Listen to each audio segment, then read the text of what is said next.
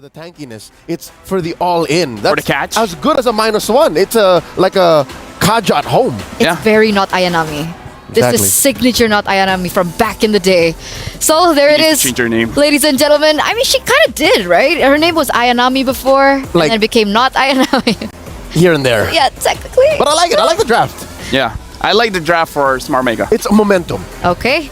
Game number 2, ladies and gentlemen, as we throw it over to the casters, it's your time to shine. And shine we will. Thank you so much, experts, breaking it down. And yeah, maybe after this, it's going to be time for not Ayanami to change back to, I don't know, Ayanami? Yeah, because when she said it's very not Ayanami, I'm like, wait, so is it not Ayanami or is it not Ayanami? I think a lot of people are wondering that, but let's go ahead, jump into the game here. It's game number 2. Smart Omega Empress already getting game 1 in a very fast fashion, just like they did in the previous series. So we'll see if this lineup from Team Vitality is going to be enough to kind of stop that from happening, even out the series from here. Again, too, Jushin going to the hands of Amore. We'll see if this Zask, which has been the staple kind of pickup against the Jushin pick, is going to be working out. Now, you know, and part of that is, what do you call them? The little Johnnies? What do you Little call them? Johnnies. Little Johnnies. The little Johnnies, those little aliens, are part of what makes it work. And then also just the Descent is actually such a strong ability. She is going to get dragged back a little bit here, and that's what you have to deal with. But I'm wondering. Oh, again. Okay. And see, that's what's so annoying when you're dealing against Jushin. Something like that, and then you have to burn the flicker already early on. Absolutely. Also burning the regen, by the way. So Cindy popped in the flicker and then the regen. And because she kind of greeted out on the flicker, she lost the regen too. Like in pounce, falling over the turret and then pull back as well. Amore this time. Picking up first blood on the Jushin. And it seems for Vivo, she can only really just stay in that bush. I don't even think she can go for any assassination attempt to Keishi. At least Goes for the steal. Goes for the steal. You know, at least get something out of it. But yeah, even with the Mother of Tanks getting her hands on the Grok, you can just see how, you know, how much utility there is being able to drag members back, even under the turret. That's what makes it so difficult to play against. So we'll have to see how that adjustment's made, because yeah, part of this is once those level 4s are available, that's where Vivian can start to make those plays. They might just have to give up this first turtle. It looks like that's going to be the case because of how the early game went. And it was nothing too crazy, but that first blood and stalling out that level 4 makes it so. So for Team Vitality, where do they find this pick-off? Is it going to be here? Shinoa just hits that level 4, now has that go away perfectly timed. Vivian almost level 4 too. So at this point, you know, if they don't want to make sure that it isn't a repeat of last game, Good beacon, good purify Amurai. Just with I'm offended, Amore's still taking a whole lot of damage there despite utilizing the beacon to escape and also to purify. But she will be able to escape. Does seem like up top though, because Fumieko is left to XP lane, not Ayanami will be able to stomp on that turret, getting a little bit of gold, actually stopping Fumieko from getting to lane. yeah.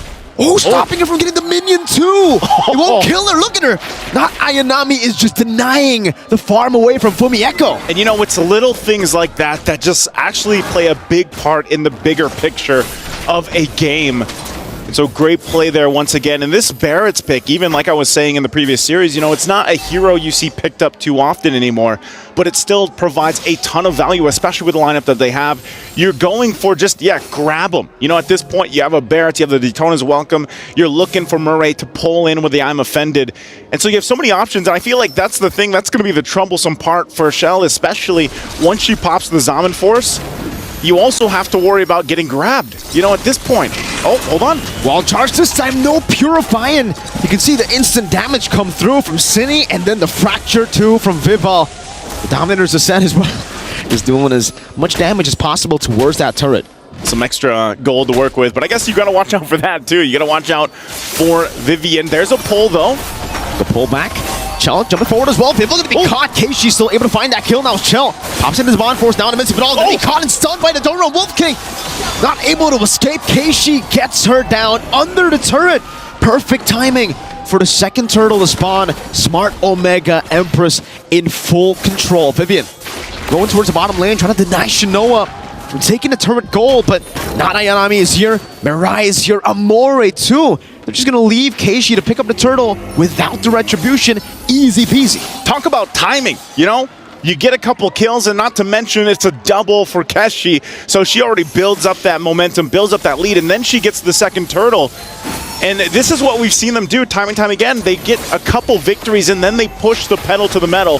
That's what they're doing here. That's the wild charge coming down already. Mirai gonna be stunned up. Brings time offended, but it's only the Dominator's descent.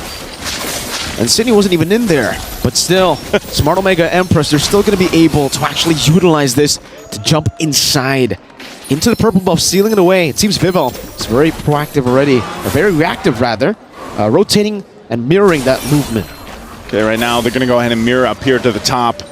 And really at this point, it's like up to Shell. She's gonna go ahead and get in a good position. Conceal gonna be used though. I think they're just gonna force her off the turret. They wanna get the space advantage. I'm not sure if they're gonna be able to get any more unless they force it with an ultimate. They're gonna go ahead and get that turret down. The tier 1 falls. And I think they're happy with that. You know, at this point, Smart Omega Empress making the macro play like we saw them do previously. And so where does Team Vitality do this? How do they stop this from continuing to build up here, Mirko? I mean, it's going to be really tough, considering technically for Smart Omega Empress, they're fine if they actually scale up too, right? The Melissa is going to be an absolute monster in the later stage of the game, and the fact that she is already 1,300 gold ahead shows you exactly why the Harith pick, in my opinion, wasn't really too good. You weren't feeling it. I hate the Harith against the Melissa because I'm a Melissa player, and I know for a fact that I've never lost a single laning phase to a Harith. Even 2v1, it's so hard unless the Harith goes Vengeance. That's for a laning phase only type of deal. And in team fights, obviously the Purify will help you a bit more. But the fact that we saw the Purify and the Harith, I was like, all right, laning phase, Chell's basically not going to be laning. She's just there to soak in gold and wait for a power spike. And maybe that was the plan, you know? Maybe the plan was, let's just get to the team fighting portion of the game. You know, mid to late game transition, let Shell get to where she needs. Whoa. Dominator's Ascent. To a wild charge, but it's only onto the tank right now. They've all gone in, and now they're airborne. Brought back Keishi. Right there, Shinoa. Pops in the Inspire. Light can pounce to pick up a double kill. Team Vitality are crumbling under the pressure. Smart Omega Empress. They're thriving now. Viva walking forward, jumps in onto Mirai, able to find the kill with the fracture. Chell. Zaman force in onto not Ayanami. He's forced to flicker out back to the mid lane, but again, they trade these kills. It's only onto the roamer to get a turtle. It's so good every single time. They might trade a death here, but they get something else, and that's a turret too. And again, you have to respect the damage coming out from all the members of Smart Omega Empress. And they continue to put the pressure even on the purple buff here as they go and take it away from Team Vitality. And they're finding themselves in this position where they don't have anything here. They don't have any turrets. They don't have any objectives. How can they even approach the next big objective? They've got a minute and a half to figure it out, to get in a position to actually be able to do that. And you know, this time around, the experts talked about it, man. Give a tank to the mother of tanks and let her be able to initiate. And she's been trying, honestly. The wild charges are there, but unfortunately, the damage just is not there. They're not able to follow up against what Smart Omega Empress has with their lineup. And it might just take time. You know, we saw a preview of it with this Nolan pick that could scale up well, like we already talked about with the Harith too. You need time to build up. She only had the Starlium Scythe, I believe. And for Cindy even, you know, you can pump out damage. But look at this. You only have a glowing wand right now in the arcane boots. So a lot of time here. Conceal going to be used. They're not going to connect. On that, I'm offended, but they want the turret here. That was great, though. The fact that even though it didn't connect, they still baited out the Purify. So Chell kind of panicked in that situation, too. Goes to show you the level of composure that Smart Omega Empress have at this point compared to Vitality, who, at this point, it does feel like, you know, they are panicking a bit. Yeah. Popping those Purifies, going in for these desperate engages, and all that just for Smart Omega Empress to be leading by 4,000 gold. Vivalda staying very active around the map. But not going to be chased down. That's a Lycan Pound. Wow. No purple buff, no energy. That's a solo kill down below. Keishi assassinates the assassin. And that's tough. Even with the retribution, there's nowhere you can run. There's nowhere you can hide. And that's not going to happen there. And Murray goes in once again. And this might just be, once again, another objective in the hands of Smart Omega Empress. They're trying to trade it at least for a turret up top. They get their second turret of the game here for Team Vitality, but they're going to have to get ready for a defense. And you already know, if anything to be said about the last 4 games that Smart Omega Empress has played, they will force that fight into the base. They will use everything that they have to start a fight under the turrets once that Lord gets marching in, as they take everything from Team Vitality. And now, once again, the tier 2 turrets. Here's a conceal play. Gonna go in, good wild charge over into the onward, and the Earth Shatter punishing Shinoa, who's so far up front. Dominator's Ascent still in the midst of it all. Amore gonna be melted down, but still is able to get out with the Purify. 2 members taken down. The Lord still up to use for Smart Omega Empress. Great choice. As I was just saying, you know, they're going to take everything from Team Vitality. Vivian says, no, not anymore. Goes in with the wild charge, and that's exactly why she needs heroes like this Grok to be able to make that decision, pop the conceal, make a big play, and that might have been enough to go ahead and negate this whole push with the Lord for now. Still at a gold deficit, though. A couple thousand gold, but that's been enough to go ahead and clear the waves out that they needed to. I'm not sure if Smart Omega Empress still wants to go for more here. Good onward by Fumi Echo. She's going to be picked up, though. Has the Primal Wrath, the airborne into the knockup as well now. Flickering back, Vivian still there. Mirai able to find the Imofender into the go-away. Shinoa dealing some damage as the Dominator's Descent is forced to be used defensively.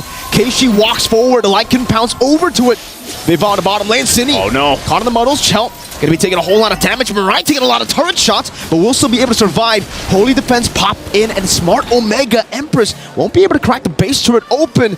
But in the bottom lane, it does seem like, at least for Team Vitality, there is a trade. They get a tier 2. I think at this point, that's all you can do. Team Vitality knew that they still had to deal with the Lord. They don't lose the base turret. That was actually good for them, granted how far behind they were.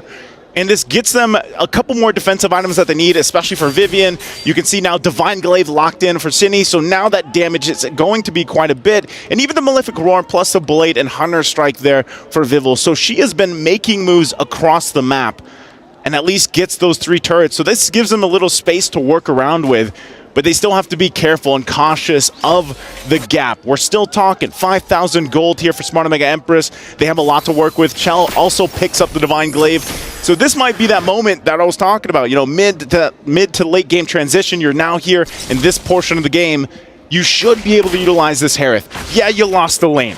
The matchup wasn't good for you. You kind of had a stalemate. You wanted to soak up as much gold and XP as you could. Now it's time to shine. Now City, she can't even use the Dominator's Descent. She gets deleted right off of the I'm Offended. Wow.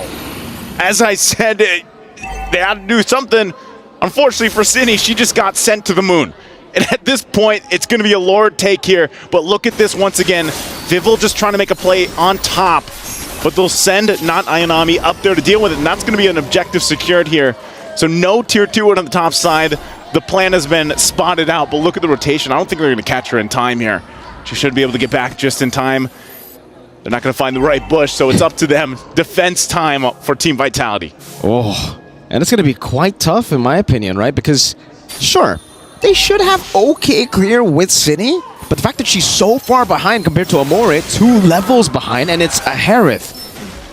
I'm not too sure about that clear speed, right? You have to use your Zaman for. So even if you clear out the Lord, that's a massive resource that you would rather have in these skirmishes compared to just defending the Lord. And look at how Smart Omega Empress are already tackling the siege, right? They're just slow pushing the top side. They're waiting for it to build up so that they can get as much value as possible. At this point, Lord still top side. It's going to go in and take that turret down.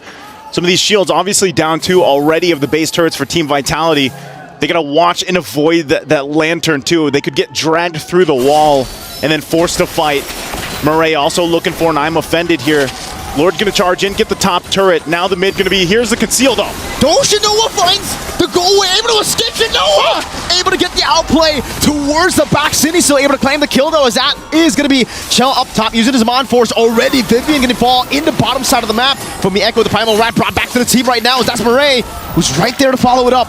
Mini waves have been cleared up. Now Detsunus welcome, not connecting, but the base is wide open. The Rogers on it, still trying to clear out the waves. She'll try to go for it right now. It won't be enough. The defense is not there for them.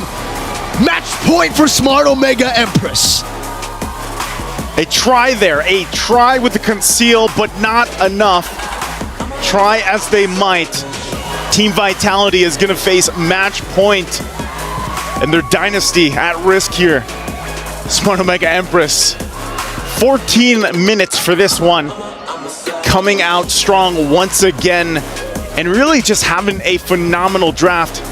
Even there at the end there, Shanoa able to just get something before she ends up dying, but still the timing and the placements, the synergy between the Empresses here are just on point time and time again. And even with the Ruby here from Murray, able to find pickoff after pickoff, and even down to just shutting out this Zask. Unfortunately for Sydney, that was a tough game to be against, but still, synergy's there, man, and it's looking like they're rolling with the momentum into the next game. Let's go ahead and throw it over to the studio for the experts to break this one down. It's been 4 years. 4 years of the dominance of Team Vitality, and I don't think we've ever seen this team being put in this position that the Empress has officially done. This may allude to the fall of an entire dynasty. I told you, I'm from the future, and what happens in the finals will blow your mind. I don't want to speak out of pocket, though. I want to make sure that this series gets the coverage that it deserves, and I think LaFell will agree when I say the draft for Vitality is slowly getting better, but it's not at the level where it could match Smart Omega Empress's momentum. I would say we were talking about traps, and does this not look like Team Smart Omega Empress put them in a trap? Like, this higher pick was forced, right? Going up against the Melissa, going up against the Ruby is probably something that Shell does not want, but what else are the options here? And again, like I said, the third pick is going to be very important. If you don't pick up a priority hero, you're gonna lose. Look at Smart Omega Empress. The third pick was the Melissa. And if I'm not mistaken, the third pick, or at least within the realm of the third pick for Vitality, was the Nolan. Exactly. So they answered it completely. Yeah. Yeah, it was a big issue, and time and time again, I think even the Indo casters actually walked up to us and they're like,